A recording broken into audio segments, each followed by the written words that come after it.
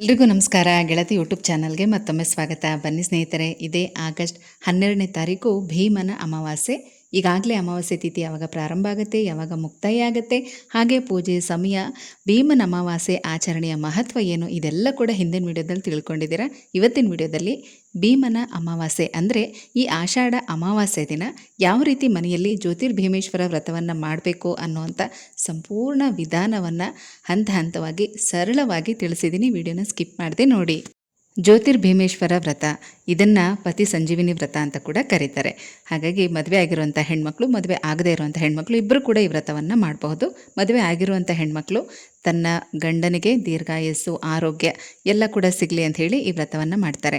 ಮದುವೆ ಆಗದೇ ಇರುವಂಥ ಹೆಣ್ಮಕ್ಳು ಭೀಮನಂಥ ಗಂಡ ಸಿಗಲಿ, ಒಳ್ಳೆ ಗುಣಗಳು ಮತ್ತು ಶಕ್ತಿವಂತ ಆರೋಗ್ಯವಂತನಾಗಿರೋ ಗಂಡ ಸಿಗಲಿ, ಹಾಗೆ ತನ್ನ ಅಣ್ಣ ತಮ್ಮದರು ಕೂಡ ಆರೋಗ್ಯವಾಗಿ ಸೌಖ್ಯವಾಗಿರಲಿ ಅಂತ ಹೇಳಿ ಈ ಒಂದು ವ್ರತನ ಮಾಡುವಂಥದ್ದು.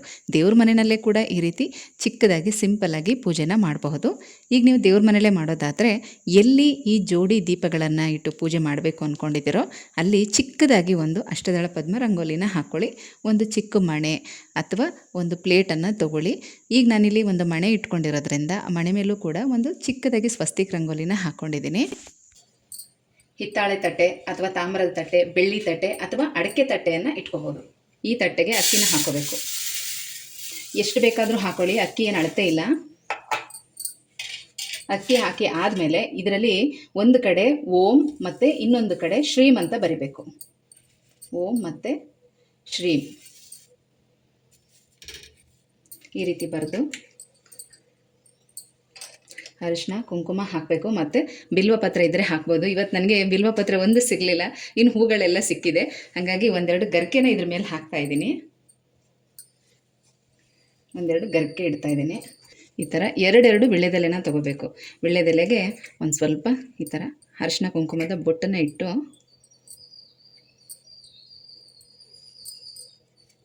ಈ ರೀತಿ ಇಡಬೇಕು. ಎರಡು ವೀಳ್ಯದೆಲೆ ತಗೊಳ್ಳಿ.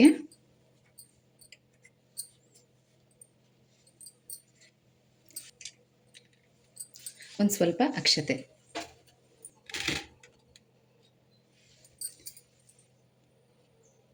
ನಾನು ಆಗಲೇ ಹೇಳ್ದಾಗೆ ನೀವು ದೇವ್ರ ಮನೇಲಿ ಮಾಡುವಾಗ ಹಿಂದೆಗಡೆ ಶಿವ ಪಾರ್ವತಿ ಫೋಟೋ ಇದ್ದರೆ ಅದ್ರ ಮುಂಭಾಗದಲ್ಲಿ ನೀವು ಈ ರೀತಿ ದೀಪಗಳನ್ನು ಸ್ಥಾಪನೆ ಮಾಡ್ಬೋದು.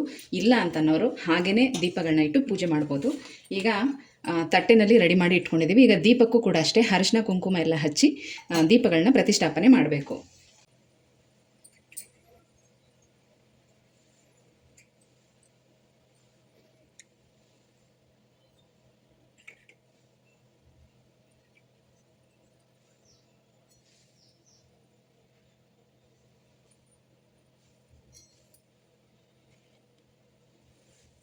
ಈಗ ಈ ಅರಿಶಿನ ಕೊಂಬುಗಳನ್ನು ದೀಪಕ್ಕೆ ಕಟ್ಟಬೇಕು.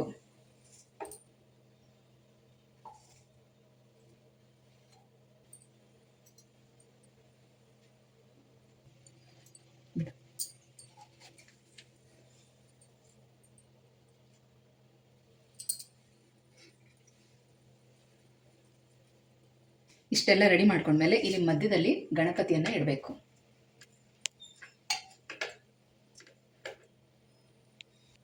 ಗಣಪತಿಯನ್ನು ಇಟ್ಟು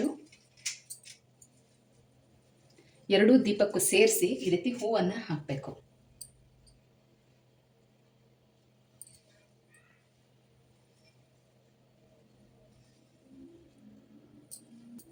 ಗಣೇಶನಿಗೆ ಗರ್ಕೆಯನ್ನು ಇಡಬೇಕು.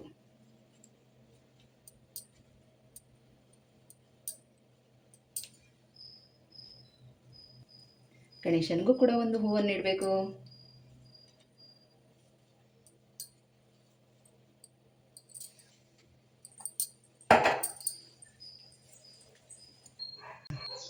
ಈ ದೀಪಗಳಿಗೆ ತುಪ್ಪನೇ ಹಾಕಬೇಕು. ತುಪ್ಪ ಹಾಕಿ ಆಮೇಲೆ ಈ ರೀತಿ ಎರಡೆರಡು ಬತ್ತಿಗಳನ್ನು ಹಾಕಬೇಕು.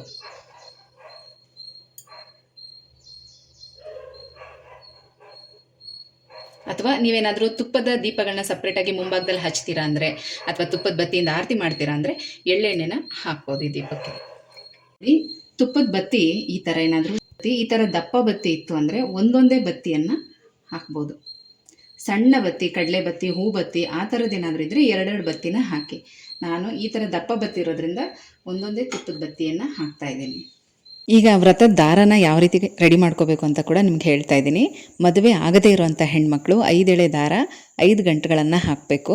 ಅಂದರೆ ಹೂವನ್ನು ಕೂಡ ಸೇರಿಸಿ, ಹೂವಿಗೆ ಹಾಕೋ ಗಂಟನ್ನು ಸೇರಿಸಿ 5 ಎಳೆ ದಾರ 5 ಗಂಟು. ಮದುವೆ ಆಗಿರುವಂಥ ಹೆಣ್ಮಕ್ಳು ಇದರಲ್ಲಿ 9 ಎಳೆ ದಾರ ತೊಗೋಬೇಕು. ಹೂವನ್ನು ಸೇರಿಸಿ 9 ಗಂಟು. ಮಧ್ಯೆ ಹೂವಿಗೆ 1 ಗಂಟು ಹಾಕಿರ್ತೀರ, ಆ ಕಡೆ 4 ಈ ಕಡೆ 4 ಆ ಥರ ಹಾಕ್ಬೋದು. 5 ಗಂಟು ಹಾಕೋರು ಮಧ್ಯೆ ಹೂವಿಗೆ 1 ಗಂಟು, ಆ ಕಡೆ 2 ಈ ಕಡೆ 2 5 ಗಂಟು ಆಗುತ್ತೆ. ಈ ರೀತಿ ಪೂಜೆ ಎಲ್ಲ ಆದಮೇಲೆ ನಿಮಗಿಂತ ದೊಡ್ಡವ್ರ ಕೈಲಿ, ಅಂದರೆ ಮದುವೆ ಆಗಿರೋಂಥ ಹೆಣ್ಮಕ್ಳು ಗಂಡನ ಕೈಲಿ ಕಟ್ಟಿಸ್ಕೋಬೋದು. ಮದುವೆ ಆಗದೇ ಇರೋಂಥ ಹೆಣ್ಮಕ್ಳು ಅವರ ತಾಯಿ ಕೈಯಲ್ಲಿ ಈ ದಾರನ ಈ ವ್ರತದ ದಾರವನ್ನು ಕಟ್ಟಿಸ್ಕೋಬೋದು. ಈ ರೀತಿ ರೆಡಿ ಮಾಡಿ ಇಟ್ಕೋಬೇಕು.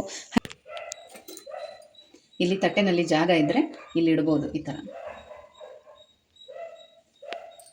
ಈ ರೀತಿ ನೋಡಿ, ಪೂಜೆಗೆ ಬಿಡಿ ಹೂಗಳು, ಅಕ್ಷತೆ ಇದನ್ನೆಲ್ಲ ಹೀಗೆ ರೆಡಿ ಮಾಡಿ ಇಟ್ಕೋಬೇಕು. ಸಂಕಲ್ಪ ಮಾಡಿಕೊಂಡು ಪೂಜೆನ ಸ್ಟಾರ್ಟ್ ಮಾಡಬೇಕು. ಅದಕ್ಕಿಂತ ಮೊದಲು ದೀಪಗಳನ್ನು ಹಚ್ಚಬೇಕು. ಊದುಬತ್ತಿಯಿಂದ ಎಲ್ಲ ದೀಪಗಳನ್ನು ಹಚ್ಚಬೇಕು. ದೀಪ ಹಚ್ಚುವಾಗ ದೀಪದ ಮಂತ್ರ ಹೇಳಬೇಕು. ಡಿಸ್ಕ್ರಿಪ್ಷನ್ ಬಾಕ್ಸಲ್ಲಿ ಕೊಟ್ಟಿರ್ತೀನಿ, ಹೇಳ್ಕೊಳ್ಳಿ. ಅಥವಾ ನಿಮ್ಮ ಮನೆ ದೇವರನ್ನು ನೆನೆಸ್ಕೊಂಡು ಈ ದೀಪಗಳನ್ನು ಹಚ್ಚಬೇಕು. ಈ ದಿನ ನೈವೇದ್ಯಕ್ಕೆ ಕಡಲೆಬೇಳೆ ಅಥವಾ ಹೆಸರುಬೇಳೆ ಪಾಯಸ, ಸಿಹಿ ಪೊಂಗಲ್ಲು, ಮೊಸರನ್ನ, ಸಿಹಿ ಅವಲಕ್ಕಿ ಅಥವಾ ಯಾವುದೇ ಹಣ್ಣುಗಳನ್ನು ಈ ದಿನ ನೈವೇದ್ಯಕ್ಕೆ ಇಡಬಹುದು. ಬೆಳಗ್ಗೆ 4:30ರಿಂದ 7:30 ತನಕ, ಅಂದರೆ ಬೆಳಗ್ಗೆ 7:30 ತನಕ ಪೂಜೆ ಮಾಡಬಹುದು. ಆಮೇಲೆ 9 ಗಂಟೆಯಿಂದ 10:30 ತನಕ ಈ ಪೂಜೆ ಮಾಡ್ಕೋಬಹುದು. ಆಗಲೂ ಕೂಡ ಮಾಡೋಕ್ಕಾಗಲಿಲ್ಲ ಅಂದರೆ ಇನ್ನು ಬೆಳಗ್ಗೆಯಿಂದೆಲ್ಲ ರೆಡಿ ಮಾಡಿ ಇಟ್ಕೊಂಡು ಸಂಜೆಗೆ ಪೂಜೆ ಮಾಡಬೇಕಾಗತ್ತೆ. ಯಾಕಂದರೆ ಇನ್ನು ಆಮೇಲೆ ಯಮಗಂಡ ಕಾಲಾರ, ಹೂಗಾಲ ಅಂಥೇಳಿ ಸಮಯ ಅಷ್ಟೊಂದು ಚೆನ್ನಾಗಿಲ್ಲ. ಮತ್ತು ಸಂಜೆ 4:30ರಿಂದ 6 ಗಂಟೆ ತನಕ ಅಮೃತ ಗಳಿಗೆ ಇರುತ್ತೆ. ಈ ಸಮಯದಲ್ಲೂ ಕೂಡ ಪೂಜೆ ಮಾಡ್ಬೋದು. ಸ್ನೇಹಿತರೆ, ಈ ರೀತಿ ದೀಪ ಸ್ತಂಭಗಳ ಪೂಜೆ ಮಾಡುವಂಥವ್ರು, ನಿಮ್ಮ ಗಂಡನ ಪಾದ ಪೂಜೆ ಮಾಡುವಂಥವ್ರು ಕೂಡ ಇದೇ ಸಮಯದಲ್ಲೇ ಮಾಡಬೇಕಾಗತ್ತೆ. ಬನ್ನಿ ಈಗ ಯಾವ ರೀತಿ ಸರಳವಾದ ಪೂಜೆ ಮಾಡೋದು ಅಂತ ಕೂಡ ತಿಳಿಸ್ಕೊಡ್ತೀನಿ. ಮೊದಲಿಗೆ ಈ ರೀತಿ ಕೈಯಲ್ಲಿ ಒಂದು ಸ್ವಲ್ಪ ಅಕ್ಷತೆ, ಹೂಗಳು, ಗರಿಕೆ ಇದನ್ನೆಲ್ಲ ಇಟ್ಕೊಂಡು ಗಣಪತಿನ ಪ್ರಾರ್ಥನೆ ಮಾಡಬೇಕು. ಈ ಒಂದು ಶುಭ ದಿನದಲ್ಲಿ ಜ್ಯೋತಿರ್ಭೀಮೇಶ್ವರ ವ್ರತ ಯಥಾಶಕ್ತಿ ಮಾಡ್ತಾ ಇದ್ದೀನಿ. ಇವತ್ತಿನ ಈ ಒಂದು ಜ್ಯೋತಿರ್ಭೀಮೇಶ್ವರ ವ್ರತ ನಿರ್ವಿಘ್ನವಾಗಿ ಚೆನ್ನಾಗಿ ಮಾಡೋದಕ್ಕೆ ನನಗೆ ಅನುಕೂಲ ಮಾಡಿಕೊಡಿ ಅಂತ ಗಣಪತಿನ ಪ್ರಾರ್ಥನೆ ಮಾಡ್ತಾ, ನಿಮ್ಮ ಮನೆ ದೇವರನ್ನು ಪ್ರಾರ್ಥನೆ ಮಾಡ್ತಾ ಅಕ್ಷತೆ ಮತ್ತು ಗರಿಕೆಯನ್ನು ಗಣಪತಿ ಮುಂದೆ ಹಾಕಬೇಕು. ಆಮೇಲೆ ಮತ್ತೆ ಕೈಯಲ್ಲಿ ಅಕ್ಷತೆ ಮತ್ತು ಹೂವನ್ನು ಇಟ್ಕೊಂಡು, ಬಿಲ್ವಪತ್ರೆ ಇದ್ದರೆ ಅದನ್ನು ಕೂಡ ಇಟ್ಕೊಂಡು ಸಂಕಲ್ಪ ಮಾಡ್ಕೊಳ್ಳಿ. ಸಂಕಲ್ಪ ಮಂತ್ರ ಈಗಾಗಲೇ ನಿಮಗೆಲ್ಲ ಗೊತ್ತಿದೆ, ಇಲ್ಲಾಂದರೆ ಡಿಸ್ಕ್ರಿಪ್ಷನಲ್ಲಿ ಕೂಡ ಹಾಕಿರ್ತೀನಿ, ನೋಡ್ಕೊಳ್ಳಿ. ಅದನ್ನು ಹೇಳ್ಕೊಂಡು ಸಂಕಲ್ಪ ಮಾಡಿಕೊಂಡು ಆ ಹೂವು, ಅಕ್ಷತೆ, ಬಿಲ್ವಪತ್ರೆ ಅದನ್ನೆಲ್ಲ ಕೂಡ ದೀಪಗಳ ಮುಂದೆ ಹಾಕಬೇಕು. ಆನಂತರ ಶಿವನ ಅಷ್ಟೋತ್ತರನ ಹೇಳ್ಕೋಬೇಕು ಮತ್ತು ದುರ್ಗಾ ಅಷ್ಟೋತ್ತರ ಕೂಡ ಹೇಳ್ಕೋಬೇಕು. ಬಿಲ್ವಪತ್ರೆ ಹೆಚ್ಚಾಗಿದ್ದರೆ ಈ ದಿನ ಶಿವನ ಪೂಜೆಗೆ ಬಿಲ್ವಪತ್ರೆ, ತುಂಬೆ ಹೂವು ಮತ್ತು ದತ್ತೂರಿ ಹೂವು ಇದನ್ನೆಲ್ಲ ಕೂಡ ಉಪಯೋಗಿಸ್ಬೋದು. ಅಥವಾ ಯಾವುದೇ ಬಿಳಿ ಹೂಗಳನ್ನ ಕೂಡ ಉಪಯೋಗಿಸ್ಬೋದು. ಶಿವನ ಅಷ್ಟೋತ್ತರನ ಹೇಳ್ತಾ ಬಿಲ್ವಪತ್ರೆಯಿಂದ ಅರ್ಚನೆ ಮಾಡ್ಕೊಳ್ಳಿ ಅಥವಾ ಬಿಡಿ ಹೂವಿನಿಂದ ಅರ್ಚನೆ ಮಾಡ್ಕೊಳ್ಳಿ. ಮತ್ತು ದುರ್ಗಾ ಅಷ್ಟೋತ್ತರ ಕೂಡ ಹೇಳಲೇಬೇಕಾಗತ್ತೆ. ಶಿವ ಪಾರ್ವತಿ ಈ ಪೂಜೆಯನ್ನು ಮಾಡ್ತಾ ಇರೋದ್ರಿಂದ ಶಿವ ಮತ್ತು ದುರ್ಗಾ ಇಬ್ಬರ ಅಷ್ಟೋತ್ತರನ ಕೂಡ ಹೇಳ್ಕೋಬೇಕು. ನೀವು ದುರ್ಗಾ ಅಷ್ಟೋತ್ತರ ಹೇಳ್ತಾ ಕುಂಕುಮಾರ್ಚನೆ ಮಾಡ್ಬೋದು ಅಥವಾ ಬಿಡಿ ಹೂವಿನಿಂದ ಕೂಡ ಅರ್ಚನೆಯನ್ನು ಮಾಡ್ಕೋಬಹುದು. ಅರ್ಚನೆ ಎಲ್ಲ ಆದಮೇಲೆ ನೈವೇದ್ಯವನ್ನು ಅರ್ಪಿಸಬೇಕು. ಆ ನಂತರ ದೀಪಾರಾಧನೆ ಮಾಡೋ ಹಾಗಿದ್ರೆ ಅಕ್ಕಿ ಹಿಟ್ಟಿನ ದೀಪಾರಾಧನೆ ಅಥವಾ ಬೆಲ್ಲದ ದೀಪಾರಾಧನೆ ಮಾಡ್ಬೋದು. ಇಲ್ಲ ಅಂದರೆ ದೇವ್ರ ಮುಂದೆ ತುಪ್ಪ ದೀಪ ಹಚ್ಚಿರ್ತೀರ ಅಂದರೆ ಅಷ್ಟೇ ಕೂಡ ಸಾಕಾಗುತ್ತೆ. ನೈವೇದ್ಯ ಅರ್ಪಿಸಿ ಆದಮೇಲೆ ಈ ಒಂದು ವ್ರತದ ಕಥೆಯನ್ನು ಓದಬೇಕು. ಜ್ಯೋತಿರ್ಭೀಮೇಶ್ವರ ವ್ರತದ ಬುಕ್ ಇರುವಂಥವ್ರಿಗೆ ಕೊನೆಯಲ್ಲಿ ಕತೆ ಕೊಟ್ಟಿರ್ತಾರೆ, ನೀವು ಅದನ್ನು ಹೇಳ್ಬೋದು. ಕೈಯಲ್ಲಿ ಅಕ್ಷತೆ ಇಟ್ಕೊಂಡು ಕತೆ ಓದ್ಬೋದು. ಬುಕ್ ಇಲ್ಲ ಅನ್ನೋರಿಗೆ ಮುಂದಿನ ವಿಡಿಯೋದಲ್ಲಿ ಈ ಒಂದು ಕತೆನ ಚಿಕ್ಕದಾಗಿ ನಿಮಗೆ ಹೇಳ್ತೀನಿ, ಅದನ್ನು ಕೂಡ ಕೇಳಿ ಅಕ್ಷತೆಯನ್ನು ಆ ದೀಪಗಳ ಮುಂದೆ ಹಾಕಬೇಕು. ಆ ನಂತರ ಮಹಾಮಂಗಳಾರತಿಯನ್ನು ಮಾಡಬೇಕು. ಈ ರೀತಿ ಪೂಜೆ ಎಲ್ಲ ಆದಮೇಲೆ ಕೊನೆಯಲ್ಲಿ ಕ್ಷಮಾಪಣಾ ಮಂತ್ರ ಹೇಳಿಕೊಂಡು ದೇವ್ರ ಹತ್ರ ಕ್ಷಮೆ ಕೇಳಿ. ಮಾಡಿರುವಂಥ ಪೂಜೆಯಲ್ಲಿ ಹೇಳಿರುವಂಥ ಮಂತ್ರದಲ್ಲಿ ಏನಾದರೂ ತಪ್ಪಿದ್ರೆ ಕ್ಷಮಿಸುವಂತ ಕೇಳಿಕೊಂಡು 3 ಪ್ರದಕ್ಷಿಣೆ ಹಾಕಿ ನಮಸ್ಕಾರ ಮಾಡ್ಕೊಳ್ಳಿ. ಅದಾದಮೇಲೆ ನೀವಲ್ಲೇನು ವ್ರತ ದಾರ ಇಟ್ಟಿರ್ತೀರಲ್ಲ ಅದನ್ನು ತೆಗೆದು ನಿಮ್ಮ ಬಲಗೈಗೆ ಕಟ್ಟಿಸ್ಕೋಬೇಕು. ಹೆಣ್ಮಕ್ಳು ಬಲಗೈಗೆ ಕಟ್ಟಿಸ್ಕೊಳ್ಳಿ. ಆನಂತರ ನಿಮ್ಮ ಗಂಡನ ಪಾದ ಪೂಜೆ ಎಲ್ಲ ಮಾಡ್ತಿರಲ್ಲ, ಆಗ ಪೂಜೆ ಆದಮೇಲೆ ಇನ್ನೊಂದು ವ್ರತದ ದಾರನ ತೆಗೆದು ನಿಮ್ಮ ಗಂಡನ ಕೈಗೆ ನೀವು ಕಟ್ಬೋದು. ಇದಿಷ್ಟು ಮಾಡಿದ್ರೆ ಜ್ಯೋತಿರ್ಭೀಮೇಶ್ವರ ವ್ರತದ ಪೂಜೆ ಸರಳವಾದ ವಿಧಾನದಲ್ಲಿ ಇಷ್ಟು ಮಾಡ್ಕೋಬೋದು. ಮತ್ತು ಸಂಜೆಗೆ ಮತ್ತೆ ಇನ್ನೊಂದು ಸಲ ಕೈಕಾಲು ಮುಖ ತೊಳ್ಕೊಂಡು ಇದೇ ರೀತಿ ದೀಪಗಳನ್ನೆಲ್ಲ ಹಚ್ಚಬೇಕು. ಮತ್ತು ಈ 2 ದೀಪಗಳು ದಿನಪೂರ್ತಿ ಉರಿಬೇಕು ಅಂತೇನಿಲ್ಲ. ನೀವು ಎಣ್ಣೆ ಅಥವಾ ತುಪ್ಪ ಏನು ಹಾಕಿರ್ತೀರೋ ಅದು ಇರೋ ತನಕ ಉರಿದು ಆಮೇಲೆ ಶಾಂತವಾಗುತ್ತೆ. ಮತ್ತು ಸಂಜೆ ಇನ್ನೊಂದು ಸಲ ಆ ದೀಪಗಳಿಗೆ ಎಣ್ಣೆ ಅಥವಾ ತುಪ್ಪ ಹಾಕಿ ಹಚ್ಚಿ ನೀವು ಸಂಜೆ ಮತ್ತೆ ಊದುಬತ್ತಿ, ಕರ್ಪೂರ ಎಲ್ಲನೂ ಕೂಡ ಬೆಳಗಬೇಕು. ಸಂಜೆ 1 ಗ್ಲಾಸ್ ಹಾಲು ಕಾಯಿಸಿಡಬೇಕು. ಯಾಕಂದರೆ ಈ ರೀತಿ ವ್ರತ ಹಬ್ಬ ಮಾಡುವಂಥ ದಿನ 2 ಹೊತ್ತು ಕೂಡ ನೈವೇದ್ಯ ಮಾಡಬೇಕು. ಪೂಜೆ ಆದಮೇಲೆ ಒಂದು 5-10 ನಿಮಿಷ ಬಿಟ್ಟು ಕದಲಿಸಬಹುದು. ಕದಲಿಸುವಾಗಲೂ ಕೂಡ ಅಷ್ಟೇ ಮೊದಲು ಬಲಭಾಗದಿಂದ ಹೂಗಳನ್ನ ತೆಗೆದು ಹಾಕಿ ಗಣಪತಿನ ಕದಲಿಸಿ, ಆಮೇಲೆ ದೀಪದ ಕಂಬಗಳನ್ನು ಕದಲಿಸಿ ಆ ತಟ್ಟೆನ ಕೂಡ ಅಲುಗಾಡಿಸಿದ್ರೆ ಸಾಕು. ಆಮೇಲೆ ಮಾರನೇ ದಿನ ಬೆಳಗ್ಗೆ ಇದನ್ನೆಲ್ಲ ನೀವು ವಿಸರ್ಜನೆ ಮಾಡ್ಬೋದು. ಮತ್ತು ಮಾರನೇ ದಿನ ಇದನ್ನು ತೆಗೆಯುವಾಗ ದೀಪ ಹಚ್ಚಬೇಕು ಅಂತೇನಿಲ್ಲ. ಬೆಳಗ್ಗೆ ಬೇಗ ಎದ್ದು ಸ್ನಾನ ಮಾಡಿಕೊಂಡು ನೀವು ನೆನೆ ಹಾಕಿರೋ ಹೂಗಳನ್ನೆಲ್ಲ ತೆಗೆದು ಆ ದೀಪಗಳನ್ನೆಲ್ಲ ತೆಗೆದು ವಿಸರ್ಜನೆ ಮಾಡ್ಬೋದು. ಮತ್ತು ತಟ್ಟೆಲಿಟ್ಟಿರೋಂಥ ಅಕ್ಕಿಯನ್ನು ಏನಾದರೂ ಸಿಹಿ ಪದಾರ್ಥ ಮಾಡ್ಕೋಬೋದು ಅಥವಾ ವೈಟ್ ರೈಸ್ ಕೂಡ ಮಾಡ್ಬೋದು. ನಾನ್ ವೆಜ್ಜಿಗೆ ಮಾತ್ರ ಉಪಯೋಗಿಸ್ಬೇಡಿ. ಇದಿಷ್ಟು ಕೂಡ ಜ್ಯೋತಿರ್ಭೀಮೇಶ್ವರ ವ್ರತದ ಸರಳವಾದಂಥ ಪೂಜಾ ವಿಧಾನ ಮತ್ತು ವಿಸರ್ಜನೆ ಮಾಡುವಂಥ ವಿಧಾನ. ಏನಾದರೂ ಡೌಟ್ ಇದ್ದರೆ ಕಮೆಂಟ್ಸಲ್ಲಿ ಕೇಳಿ. ಮತ್ತೆ ಸಿಗ್ತೀನಿ. ಹೋಗಿ ಬರಲಾ?